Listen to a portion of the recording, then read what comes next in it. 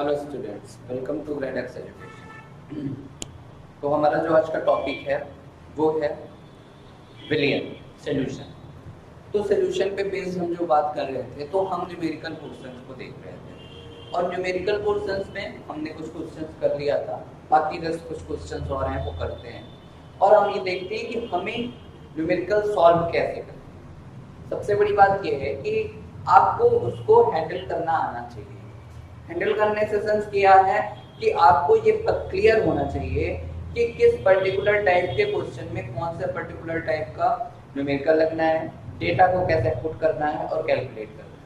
अगर आप इन सारी चीजों को समझ रहे हैं तो आपके लिए न्यूमेरिकल समझना कोई बड़ी बात नहीं है, बहुत आसानी से आप उसको समझ सकते हैं। आइए कुछ क्वेश्चंस की बात कर लेते हैं। क्वेश्चन पहला बोलता है, क्वेश्चन कह रहा है कि 0.63 ग्राम ऑक्सैलिक अम्ल को 0.63 ग्राम ऑक्सैलिक अम्ल को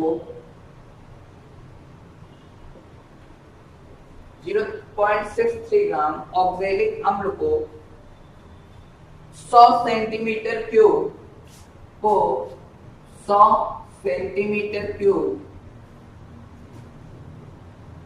विलियन के 100 सेंटीमीटर क्यूब विलियन के 100 सेंटीमीटर क्यूब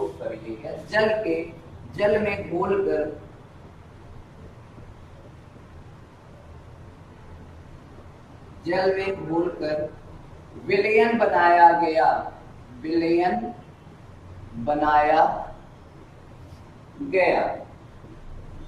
ठीक है, 0.63 ग्राम ऑक्सैलिक अम्ल को 100 सेंटीमीटर क्यूब जल में घोलकर विलयन बनाया गया। पूछता क्या है? पूछ रहा है कि विलयन की नॉर्मलता ज्ञात कीजिए।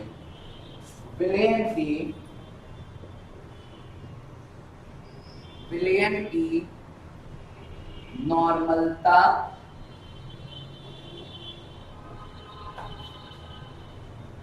ज्ञात कीजिए।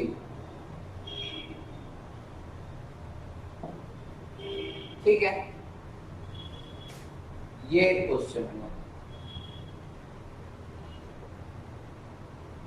अगला क्वेश्चन देखिए, क्वेश्चन नंबर 2।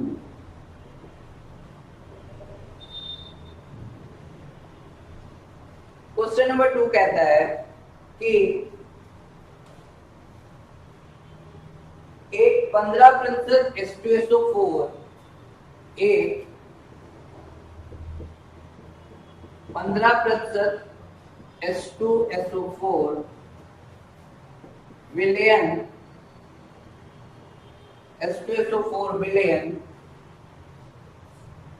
की मोलरता तथा मोलरता ज्ञात कीजिए। की मोलरता तथा मोलरता ज्ञात कीजिए। एक क्वेश्चन और देखते हैं, इन्हीं 3 क्वेश्चंस को हम सॉल्व करेंगे। तीसरा क्वेश्चन ये कहता है कि एथेनॉल के जल में 1 विलयन की मोलरता एथेनॉल के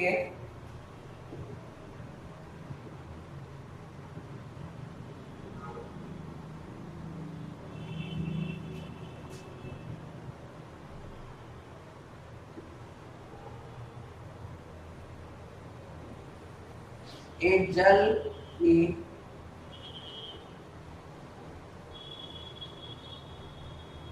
विलयन की मोलरता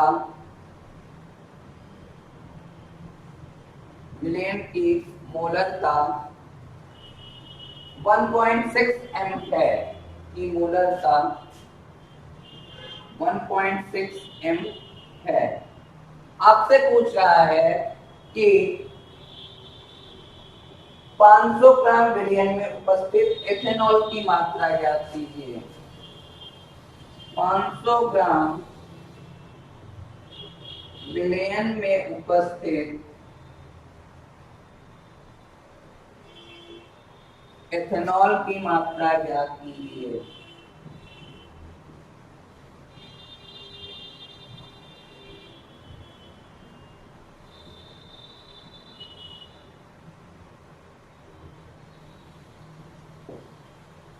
ये है आपके 3 क्वेश्चन, इन्हें हमें सॉल्व करना है। ठीक है, तो सबसे पहले हम बात करें कि क्वेश्चन में दिया क्या है। पहले हम तीनों क्वेश्चन को बहुत आसानी से समझेंगे और उसके बाद समझ करके हम उसको इसका सॉल्यूशन निकालेंगे। ओके, पहला क्वेश्चन कह रहा है कि 0.63 ग्राम ऑक्सैलिक अम्ल को 100 सेंटीमीटर क्यूब जल में घोलकर एक विलयन बनाया गया। तो आपको विलयन की नॉर्मलता बतानी है। ठीक बात है बेटा, ये बताइए कि हमको नॉर्मलता निकालने के लिए चाहिए क्या क्या। तो आपको ये पता है कि नॉर्मलता निकालने के लिए हमको चाहिए क्या, वेट चाहिए, ठीक है, तुल्यांक की भार चाहिए, वॉल्यूम चाहिए। वो आपको दिया हुआ है, जो नहीं दिया है वो हम कैलकुलेट कर लेंगे। अच्छा, आ जाइए जरा आंसर पे। पहले का जो आंसर है उसको हम कैसे करेंगे कि सबसे पहले तो आप बताइए कि ऑक्सैलिक अम्ल का फॉर्मूला क्या है। ऑक्सैलिक अम्ल क्या होता है, तो ये होता है COOH whole twice 2H2O। COOH whole twice 2H2O।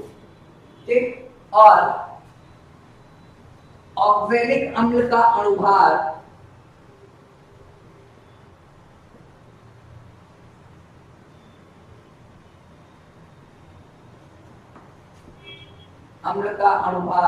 कितना होगा बेटा, तो इसका अणुभार होता है 126। हमें अणुभार से मतलब है नहीं। ऑक्सैलिक अम्ल का तुल्यांकी भार, ऑक्सैलिक अम्ल का तुल्यांकी भार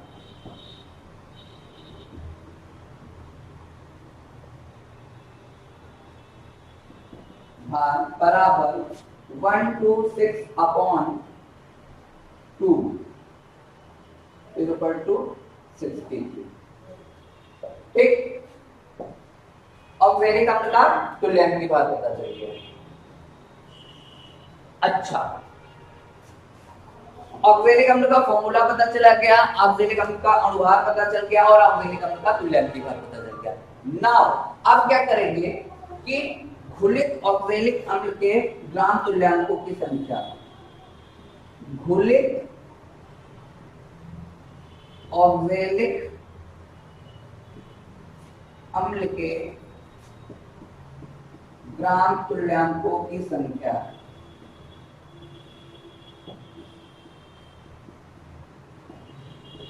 तो कितना हो जाएगा 0.63/63, दैट इज 0.01। ये इतने ग्राम तुल्यांक दिए हुए। और क्या पूछ रहा है, और कह रहा है कि विलयन का आयतन क्या है, तो हमें किसमें चाहिए, लीटर में। तो विलयन का आयतन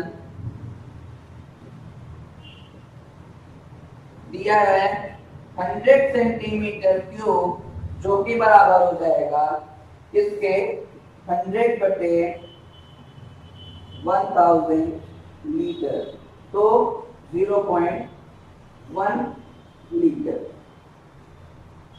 ठीक है, अब आते हैं विलयन की नॉर्मलता। तो विलयन की नॉर्मलता क्या होती है,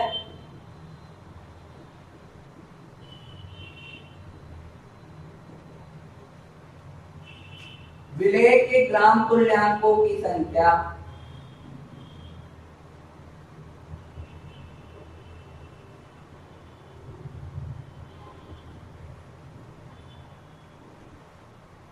विलयन के ग्राम तुल्यांकों की संख्या बटे विलयन का आयतन लीटर में बटे विलयन का आयतन लीटर में। तो ये हो जाएगा, क्या हो जाएगा बेटा, ये हो जाएगा 0.01 upon 0.1 that is 0.1 gram equivalent litre inverse, यानी नॉर्मलता क्या रहेगी, अतः विलयन की नॉर्मलता बराबर 0.1 n। समझिएगा क्वेश्चन में कह रहा है, पहला क्वेश्चन कर रहे हैं, पहला क्वेश्चन कह रहे हैं 0.63 ग्राम ऑक्जेलिक अम्ल को 100 सेंटीमीटर क्यूब जल में घोलकर विलयन बनाया गया। विलयन की नॉर्मलता निकालनी है। आपसे पूछ रहा है कि विलयन की क्या नॉर्मलता होगी, कैसे करेंगे। पहले तो आप ये जानिए कि ऑक्जेलिक अम्ल का फॉर्मूला क्या है, तो H2O होल ट्वाइस 2H2O, पहली चीज। दूसरी प्रॉब्लम कि इसका अनुभार, तो सबका कैलकुलेट कर लेंगे, इंडिविजुअली करके जोड़ देंगे तो 126 आ जाएगा। ऑक्जेलिक अम्ल का तुल्यांक के बाद इसके बाद जो है 122 और इसकी मोलिकुलरिटी 2 है, 2 से डिवाइड करेंगे 63 आ जाएगा। अब आपको पता है कि हमें जानना होता है ग्राम तुल्यांक। ग्राम तुल्यांक कैसे निकलेगा कि कितना ग्राम घुला हुआ है और कितने उसका क्या है तुल्यांक की बार है भाई, ग्राम और तुल्यांक की बार। तो घुलित ऑक्जेलिक अम्ल के ग्राम तुल्यांकों की संख्या 0.63 अपॉन 63, वो आ गया 0.01। अब विलयन का आयतन आपको लीटर में चाहिए, दिया किसमें बेटा, तो दिया है सेंटीमीटर क्यूब में। बदलने के लिए क्या किया, 1000 से डिवाइड कर दिया, 0.1 लीटर आ गया। बाकी कुछ करना ही था। विलयन की नॉर्मलता बराबर विलय के ग्राम तुल्यांकों की संख्या बटे विलयन का आयतन किसमें, लीटर में। तो 0.01 अपॉन 0.1 दैट इज 0.1 n। तो ये है आपका क्वेश्चन। इसको आपको सॉल्यूशन इसका इस तरीके से देना था। आप एक बार देख लीजिए, फिर हम अगले क्वेश्चन की तरफ बढ़ते हैं।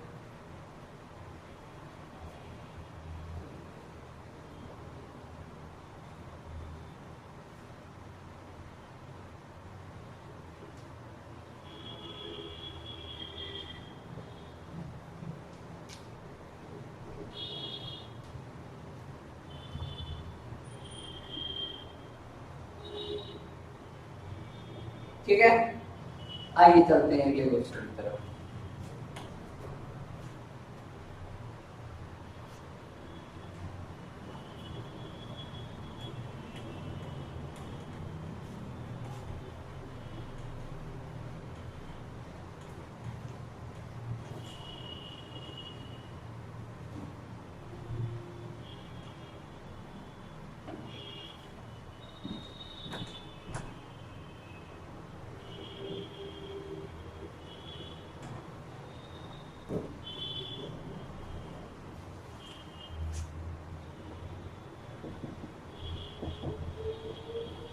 आंसर 2, 15% H2SO4 विलयन की मोलरता और मोलरता ज्ञात करनी। तो सबसे पहले 15% H2SO4 का अर्थ है, क्या अर्थ होगा बेटा, इसका अर्थ है 100 ग्राम। इसका अर्थ है क्या कि 100 ग्राम विलयन में 15 ग्राम H2SO4 उपस्थित है। यही तो इसका मतलब हुआ।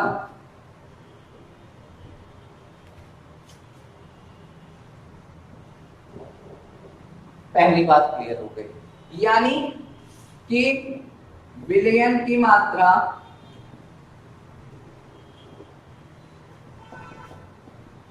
100 ग्राम, H2SO4 की मात्रा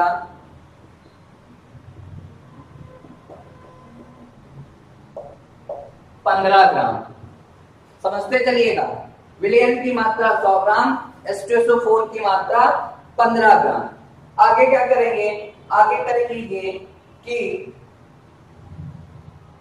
विलयन का घनत्व आपको दिया हुआ है, विलयन का घनत्व क्वेश्चन में दिया था, मैंने नहीं लिखा। विलयन का घनत्व दिया हुआ है, डेटा कितना दिया हुआ है, विलयन का घनत्व दिया है 1.10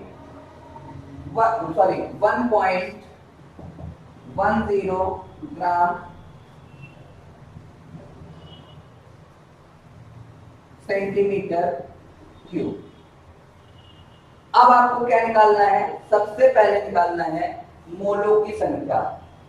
ठीक है, तो मोलों की संख्या क्या है, H2SO4 के मोलों की संख्या।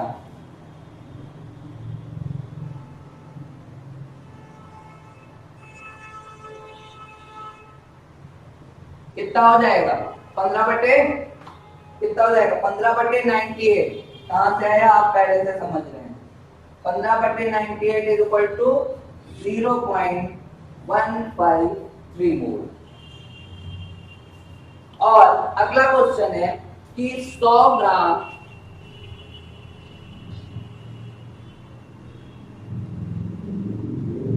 विलयन का आयतन कितना हो जाएगा, आयतन बराबर होता है मात्रा बटे घनत्व।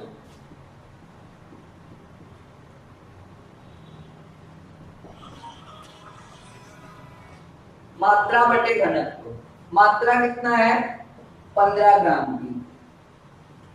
ठीक है, मात्रा कितना है, 15 ग्राम है,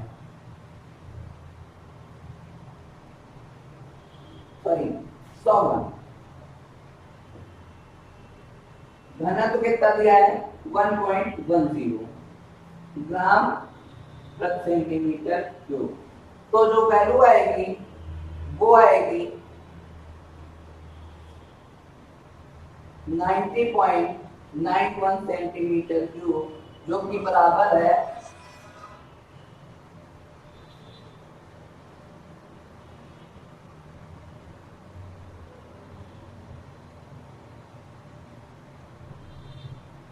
0.091 मीटर के।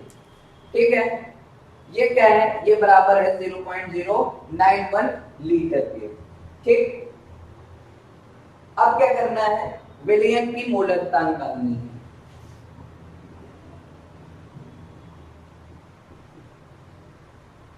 विलयन की मोलरता कैसे निकलेगी, तो विलयन की मोलरता निकलेगी मोलों की संख्या बटे विलयन का आयतन।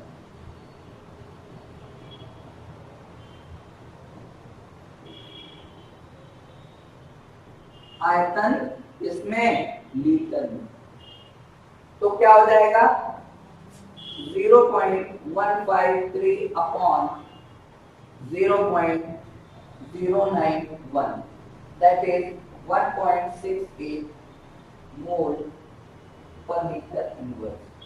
इसका मतलब क्या है कि विलयन की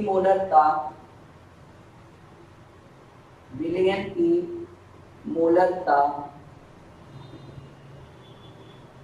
1.68 मोल, यानी m।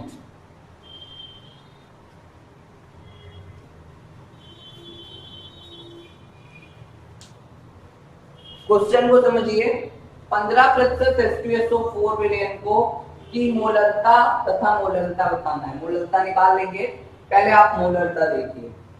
15% H2SO4 का मतलब क्या हुआ कि प्रति 100 में भाग में, मतलब 100 भाग अगर विलयन का है तो 15 भाग किसका है, यानी अगर 100 ग्राम विलयन है तो 15 ग्राम क्या है, H2SO4 है। तो यहां से वो चीज मैंने यहाँ पे लिख दिया कि 15% H2SO4 का अर्थ है कि 100 ग्राम विलयन में 15 ग्राम H2SO4 उपस्थित है। विलियन की मात्रा इस तरीके से क्या हो गई 100 ग्राम और H2SO4 की मात्रा हो गई 15 ग्राम। विलियन का घनत्व तो क्वेश्चन में दिया हुआ है 1.10 ग्राम प्रति सेंटीमीटर क्यूब। मोलों की संख्या निकालना बहुत आसान है, 15 ग्राम दिया हुआ है, मोल और अणुभार है इसका 98, दोनों को डिवाइड कर दिया 0.53 आ गया।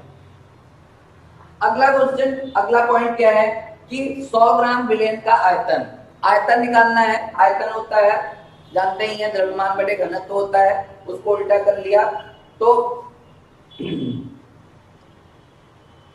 डायरेक्ट हम फॉर्मूले पे रख देंगे मात्रा बटे घनत्व और ये 100 ग्राम बटे आपका जो घनत्व दिया है उससे डिवाइड किया तो ये आ गया 90.91 सेंटीमीटर क्यूब जो कि इक्विवेलेंट है 0.91 लीटर के। विलयन की मोलरता क्या होगी? विलयन की मोलरता है मोलों की संख्या बटे आयतन किसमें? लीटर में। सारा कुछ पता था 0.53 upon 0.091 that is equal to 1.63 mole per litre inverse. अब क्या कर लिया कि विलयन की जो मोलरता है वो आ गई आपकी 0.68 m, यानी ये आपके विलयन की मोलरता है। अगर आप मोलरता की बात करते हैं तो मोलरता की बात करने के लिए क्या होगा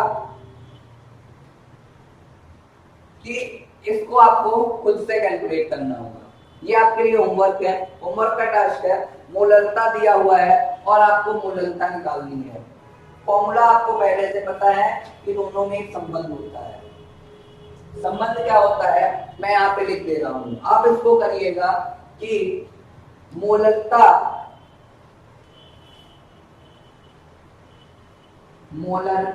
गुणे अणुभार बराबर मोलरता गुणे अणुभार बराबर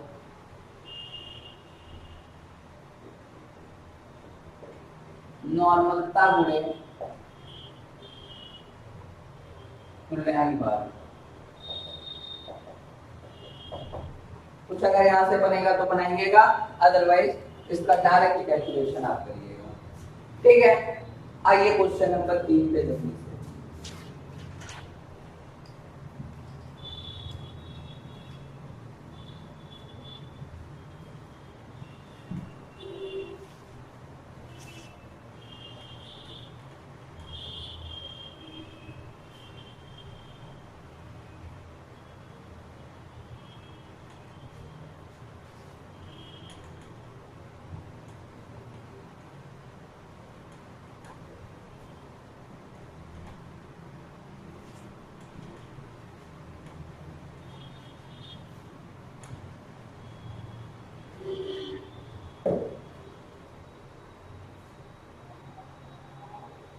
क्वेश्चन नंबर 3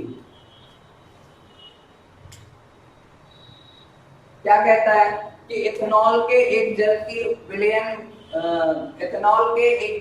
विलयन की मोलरता 1.6 m है। 500 ग्राम विलयन में उपस्थित इथेनॉल की मात्रा ज्ञात करनी है। क्या करिएगा तो इसका मतलब है कि सबसे पहले तो आप बताइए कि 1.6 m इथेनॉल का अर्थ है, क्या अर्थ है कि 1000 ग्राम जल में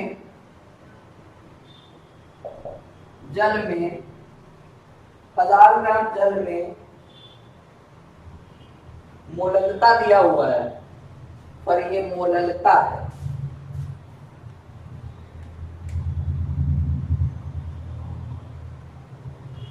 1000 ग्राम जल में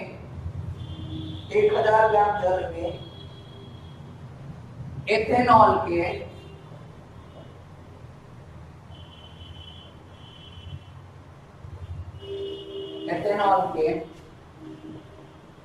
1.6 ग्राम घुलित हैं।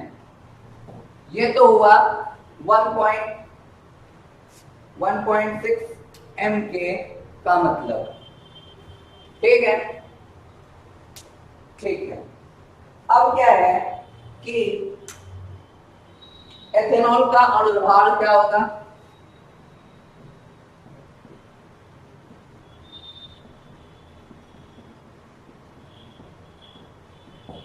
एथेनॉल का अणुभार होता है आपका, तब आपको याद करना पड़ेगा कि इसका अणुभार कितना होता है, 46। एथेनॉल, घुलित एथेनॉल की मात्रा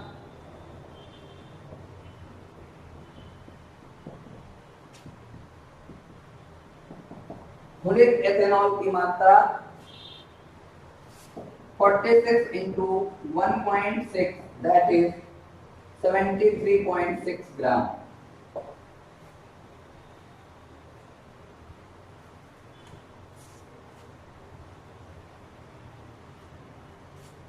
ठीक है, ओके।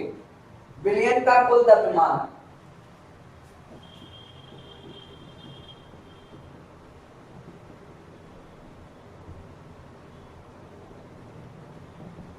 विलयन का कुल द्रव्यमान कितना हो जाएगा?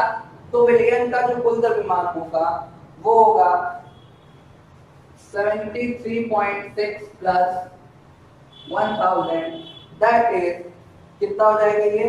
ये हो जाएगा आपका 1073.6 ग्राम। ठीक है, अब 1073.6 ग्राम विलयन में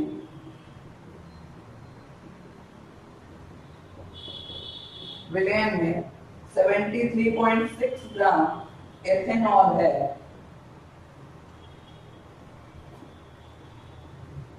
एथेनॉल उपस्थित है, तब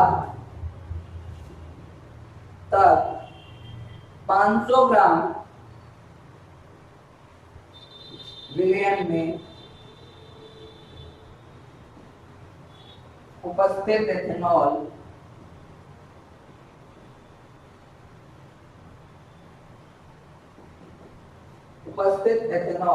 बराबर 73.6 अपॉन 176 into 500, that is 34.28 ग्राम। ये भी क्वेश्चन हो गया। क्वेश्चन को समझिए क्या कह रहा है। कह रहा है कि 1.6 एथेनॉल का अर्थ है कि 1000 ग्राम जल में एथेनॉल के 1.6 मोल घुलित है। ठीक, पहली बात तो ये। अगला बात कह रहा है कि एथेनॉल का अणुभार बहुत आसानी से आप निकाल सकते हो, वो निकल गया।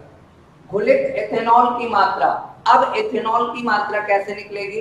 ग्राम में दिया हुआ है तो उसके अणुभार से मल्टीप्लाई कर दिया तो टोटल आपको वेट पता चल गया, दैट इज 73.6 ग्राम। विलयन का कुल द्रव्यमान कितना हो गया? विलयन का कुल द्रव्यमान, विलेय का द्रव्यमान और विलायक का द्रव्यमान दोनों को जोड़ दिया तो हमको विलयन का द्रव्यमान पता चल गया। कैसे? तो 1000 ग्राम जल है, उसमें 73.6 ग्राम आपका क्या है? विलेय है, एथेनॉल है। एथेनॉल कैसे आया? मोलों की संख्या दिया हुआ है और अणुभार से मल्टीप्लाई कर देंगे तो क्या आ जाएगा?